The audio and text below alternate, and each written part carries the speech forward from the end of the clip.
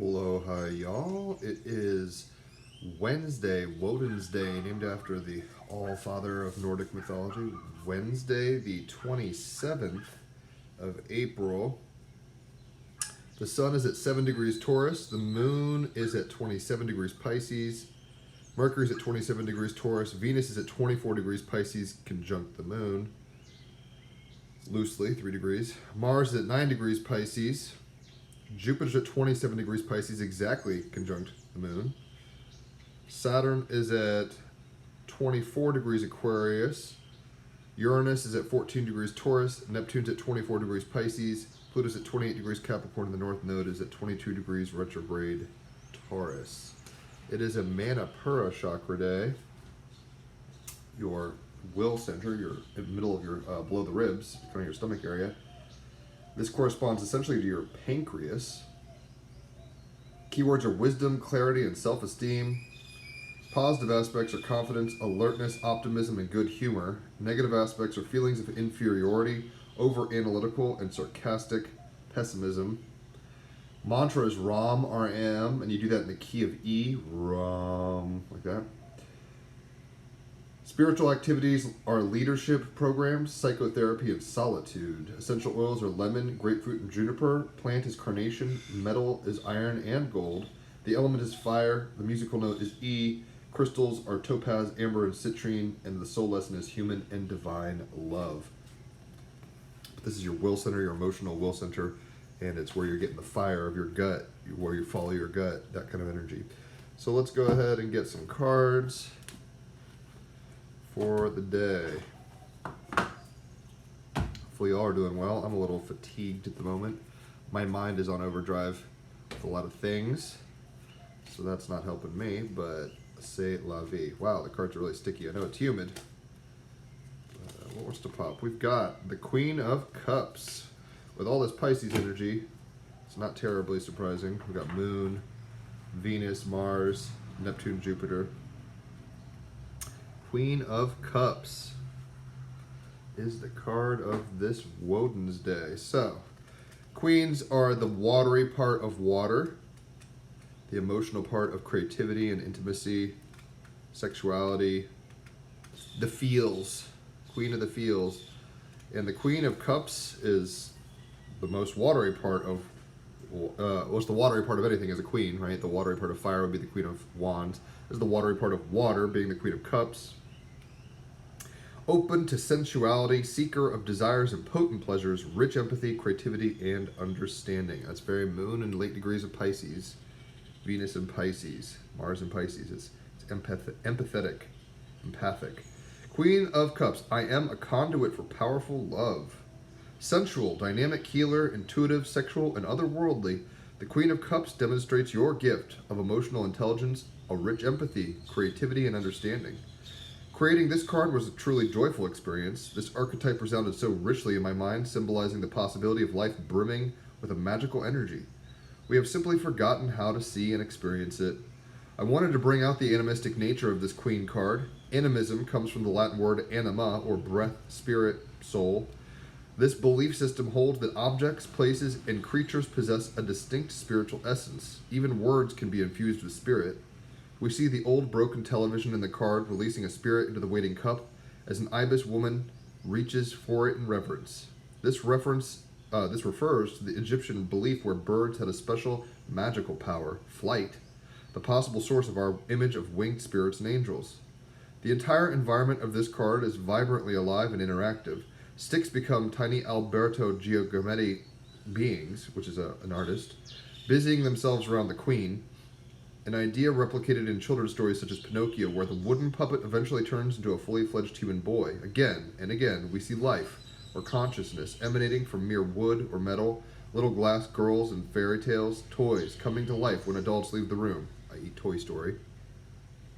In this context, we can fully accept the life in normally inanimate objects. Yet we forget that the chair we sit on is made of the same, quote, energy as us. All life springs from the same source and is animated by the same energy. Animism is a theme which draws me throughout this tarot deck. The idea of ordinary things becoming conduits of the miraculous plays out strongly in this card. The extraordinary in the ordinary. We are all, in fact, miraculous forms of technology, spirit technology. It's very Jupiter and Neptune in Pisces. Spirit, Jupiter, and Neptune, spirit, you know, it's your value, North Node Taurus. Consciousness, the fact that as yet science still has no idea of why we possess consciousness tells us that life is so much more mysterious than we possibly can imagine. To connect with the wonder of your own existence is the path back home. The Queen of Cups is therefore concerned with matters of the heart. It signals acceptance and a rich empathy and understanding of the nature of things. To feel your inherent empathy with your fellow creatures, to be emotionally intelligent and fully expressed, unashamed of what your imagination is capable of conjuring. And that shame can be coming from the South Node in Scorpio, where we're trying to hide ourselves out of fear and shame, guilt. There is much to be gained from listening deeply within, giving credence to the dreaming world, Neptune in Pisces, Jupiter in Pisces, Mars, Venus in Pisces, Moon in Pisces, the dreaming world, and being a bridge between the two, right? Sun in Taurus, being this conduit between the dream state and the real world. The watery part of water is the Queen of Cups, open to sensuality, seeker of desires and potent pleasures, rich with empathy, creativity, and understanding. So I think given all this water energy that I've been describing, we have the ability to be... My dreams were crazy last night, very interesting. I don't really remember them discreetly, but I know they were interesting, and I was perplexed by them or whatever. So we're able to open ourselves up to the waters of life and hopefully be a physical conduit, Taurus Sun, Taurus Node, for these imaginings. For these imaginings and dreams, basically, right? We want to birth a new dream. She's even in almost a birth stance, birthing kind of straddling stance. So let's go ahead and get a clarifying card. Whoop. See what wants to pop. We've got the 10 of Wands. So I think that I know my mind is on overdrive and I'm trying to juggle quite a bit, and maybe you are too. 10 of Wands, the completion. If you don't know, a wand, I didn't say this for the cups. Cups are a water sign, obviously, so if you're Cancer, Scorpio, or Pisces, it's your suit. The Queen of Cups, the card of the day. But, so that card is, you know, a water sign card. The clarifier is a wand, which is a fire sign. Aries, Leo, or Sagittarius. And the 10 of Wands is really about, like, you know, juggling too much spirit. There's a lot of things you want to do in life, and it's like, which cookie do you eat first? Kind of energy, right? I carry the burdens of life. Lighten up your load and admire the beauty surrounding you. Determination to see the situation through to the end. Make one more good push, right? So I think our dreams, and it's almost like a lady in, I mean, she's not pregnant, but imagine she's like pushing a baby out, right? We're being a conduit for creative forces, and we're really trying to birth a new reality every day through spirit, Jupiter and Neptune in Pisces. And with the moon in Pisces, we're feeling very sensitive to our environment, and maybe we're too sensitive. Maybe we're feeling everything and just trying to put our finger in too many pies, and we should be focusing on one or two things. Instead of being like, what's the stock market doing? Oh my gosh, am I gonna whatever's going on through her head in the world, quote unquote, Taurus North Node, maybe she just needs to focus on pushing through that baby. Even though there's no baby in the image, I know. I'm just kind of using this as an example. So we're probably feeling a little overburdened, maybe burnt out a little, and hopefully getting rest and creative respite and rejuvenation is the answer today, basically. Right? And I keep saying she has a baby, but she doesn't. That would be the belly, the solar plexus, right? The waters of emotion, or the fire of emotion. This is a 10 of Wands, this extra fire. So with a Manipura chakra day, we have this extra oomph, this extra pushing through, break on through to the other side, from hopefully mundane, kind of stagnant, boring things into a creative pleasure zone. Let's go ahead and get an animal oracle card.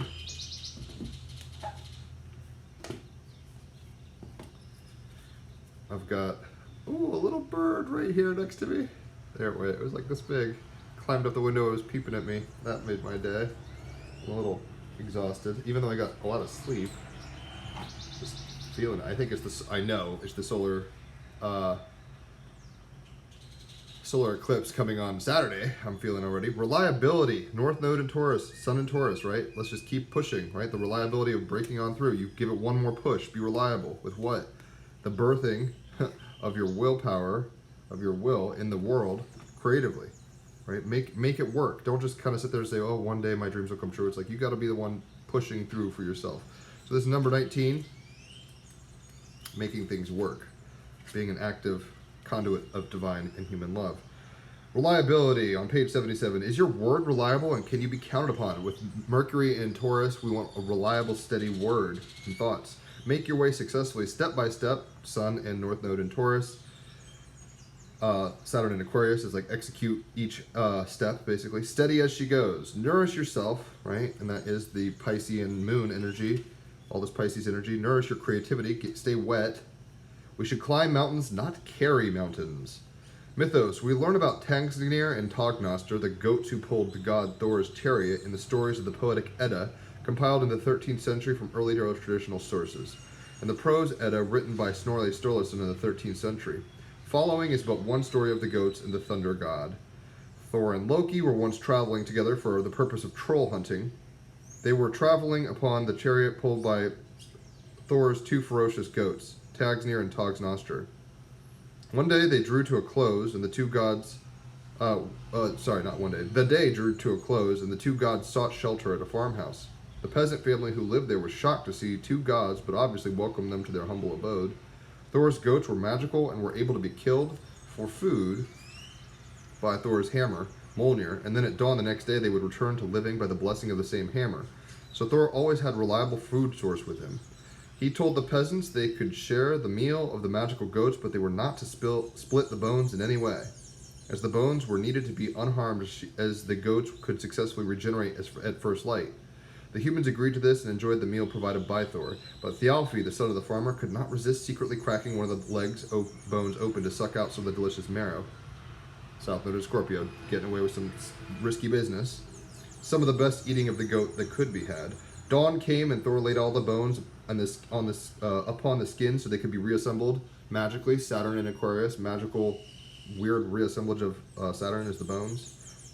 Into the living Tagsnir and Togsnoster. However, Thor noticed one of the goats had a lame leg. Thor became very angry, knowing that someone had cracked one of the leg bones when they had given their word to the contrary. Frightened by the god's anger, Thialfi admitted his guilt and offered himself and his sister to the god as his servants. Thor quieted his anger and agreed, and this is how one of Thor's goats became lame but still remained powerful and steady. The animal. While we cannot be sure what kind of goats pulled Thor's chariot, many of the symbols and descriptions are reminiscent of either an endemic mountain goat or the hardy domesticated mountain goat. The mountain goats in the traditional Norse lands are magnificent creatures, well-furred, sure-footed, and mightily horned. Goats have been providers of skins, milk, cheese, and meat, drinking horns, and building materials, and they were one of the first animals to be domesticated by man, very North Node in Taurus. It provides a lot of value, materially. As such, they were and are well loved by humans as domestic animals, and now there are over 200 species of goats. The magic. Goat magic, and specifically the magic of Thor's mountain goats, is one of reliability and sure-footedness. Sun in Taurus, right? Be sure-footed, one step in front of the other. Goats are remarkably athletic and agile in mountainsides and difficult terrain. They are robust creatures, able to withstand the cold or rough environments, and are available to all people, rich or poor. Call upon goat energy when you need stability and balance in a precarious situation, or when you need nourishment after a period of scarcity. Symbologies: horns, bones, sure-footedness, thunder, chariot pulled by goats. Status is of least concern. There's quite a few goats. But I think we need to be sure-footed and reliable in our creative pursuits, right? The pursuits of our dreams and our hearts. And to not take on too much. Rome wasn't built in a day, right? So that your dreams want to manifest, and you have a lot to do in terms of your dream making, dream weaving in this lucid life that we live. But you don't want to burn the bridge. Burn bridges isn't, you don't want to burn the candle at both ends and take on too much. You do want to be reliable and push through with what the responsibility you do have. So just like a woman who would be giving birth, even though she's not pregnant, her stomach is not, her menopura, her solar plexus is not protruding. We want to be giving birth to the fires of our passions, but not doing so in a way that burns us out, right? To do it reliably and steadfastly. Let's go ahead and get an I Ching card. Today's actually, we're going to have a Black Mirror episode on the podcast, but we have to reschedule it because the guy has jury duty. So he's being a reliable citizen, right? Oh, and look, here's, don't carry mountains, climb them. This looks like somebody like carrying a huge load. hopefully reliably, but let's see what this says. This is number 31.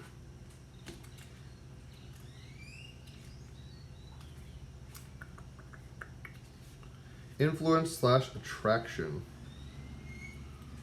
Whether a person or a situation gives rise to your question, it nevertheless has a deep and lasting influence in shaping the background to your concern. If you involve yourself unreservedly, you could gain much from it. Seize the initiative as you are currently in a strong position, right? Take your will and use the fires of your passion, right? Like make your dreams come true. Seize it. One more push. Like push, but make sure you're not pushing in, all your energy in 7 directions. Push it in 1 direction, reliably, steadfastly. Seize the initiative as you are currently in a strong position, but make wise use of your strength, right? 10 of Wands, don't burn out. Lively exchange is possible in an atmosphere of cooperation, Saturn and Aquarius, and trust, North Node and Taurus. Suggestions find fertile ground for development, and ideas mutually complement one another, right? So it's time to make ideas grow. Queen of Cups, Pisces energy all the day long, Moon, Venus, Mars, Neptune, Jupiter. Think deeply about what the influence is based upon. Once this is understood, you are afforded a glimpse into the future. We can actually divine our futures, right? If we kind of commit to an outcome reliably, right? You want to push through. You want to not feel like you're taking on the weight of the world. I mean, sometimes this is almost like Atlas shrugging with the world, right? It's like, oh my gosh, he has one job. And if he's reliably focused, like the goat, and he's not trying to pick up 40 planets, but just one, well, he'll do his job well. And then he can dream the dream of being Atlas or whatever, right? But that takes real strength of determination and willpower, Manipura chakra. So don't give up on your dreams, even though sometimes it feels like it's uphill. But do go about them wisely, because there's better and worse ways to go about doing things. And I myself, being a Sun and Moon Gemini, can be very scattered in terms of trying to get too many things done and then not doing any of them. A little overly mental active sometimes. So we've got, for the stone of the day, amber. You can quantumly entangle with this. You don't have to own amber. But here is what it is. What it is, of way ancient origin, amber is not a rock but fossilized tree resin with a sugar-sweet energy telegraphed by its golden honey and maple syrup hues. Amber promotes a feeling of warmth and well-being from first blush, right? It's golden, yellow, amber. Manipura chakra, your solar plexus. Amber promotes a feeling of warmth and well-being from first blush, right? Warmth, the warmth that we get from the 10 of Wands. And the well-being and the warmth of creativity coming from the Queen of Cups. The heartedness of it. The armchair, and armchair paleontologists love the dinosaur era bugs, aka inclusions, sometimes caught inside. If you've seen Jurassic Park, that's in the cane or whatever of John Hammond. If you've read the books, you know about amber and dinosaurs. Dino DNA. Who needs it? Tree people, old souls, anyone gearing up for a long dark winter, right? So this moon in Pisces is tree people, tree huggers, right? Old soul kind of energy. Saturn in Aquarius, but also anyone gearing up for a long, dark winter. South Node in Scorpio with a North Node in Taurus, and we're having a solar, I think it's a full moon eclipse this weekend. So it's like we're all going to be feeling this kind of energy. Where to put it? Any room you want to convert into a sun room, right? Where you want to bring the heat, the fire of the Manipura, the sun of your stomach. Solar plexus chakra, solar plexus, sun. When to use it? When you need a metaphysical hug from the universe, moon in Pisces, right, very Queen of Cups. Call on Amber's cuddly electric blanket vibes and cozy up. It says recharge your good vibes. And I think the way to recharge our good vibes is to honestly pursue things that stimulate us creatively, right?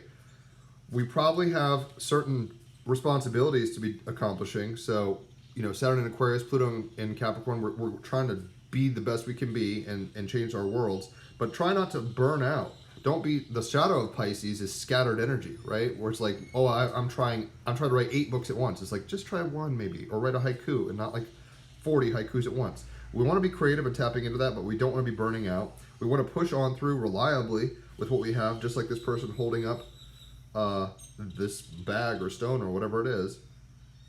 we have the ability to really transcend and be strong. And it's going to take willpower and a recharge of our batteries, right? Recharge your good vibes, your positivity, your emotional center, your emotions to feel inspired and hopeful. Sometimes when you're working out, you don't want to do a workout, but then you just think about the results, or you think about something else, or you zone out. That's how you recharge. You don't just focus on how you're burning out, and you're like, oh my gosh, one more set. It's like chop it up into little manageable pieces, right? 2 more sets of half, or like that kind of energy. So we want to be tapping into our creativity, pushing on through, knowing that we're supported, and we're supported in holding up the weight of the world around us reliably through our willpower. And I know everyone's probably feeling a little funky right now with this solar eclipse coming in, but the solar energy of the solar plexus is saying to recharge your good vibes. So try to hum a tune, look at some art that inspires you, right? Do some meditation, recharge your batteries. Some practical stuff, North Node and Taurus. Bring value to your immediate presence through the mystical. You don't have to like go disappear in India for 40 years and not eat food and try to become an astral body or something. That's cool, right? Maybe that's what your willpower is trying to make you do. But ultimately, we're here to be creative beings in the world. Hopefully not taking on too many projects. You know, it's hard to be, I can't even imagine being a modern name like mother/father, worker bee, spiritual person, conspiracy theorist, all this stuff, right? So we want to be creative, but not burnt out, tackling on our projects full steam ahead with reliability through recharging our good vibes, our spiritedness, through the Manipura chakra, our willpower, right? So hopefully you've enjoyed this. Leave a tip if you feel so inclined. Holler for readings, $33 for an hour of cards, $88 for 3 hours of astrology, like your natal chart, and then $111 for both, so 4 or 5 hours of cards and your chart for both.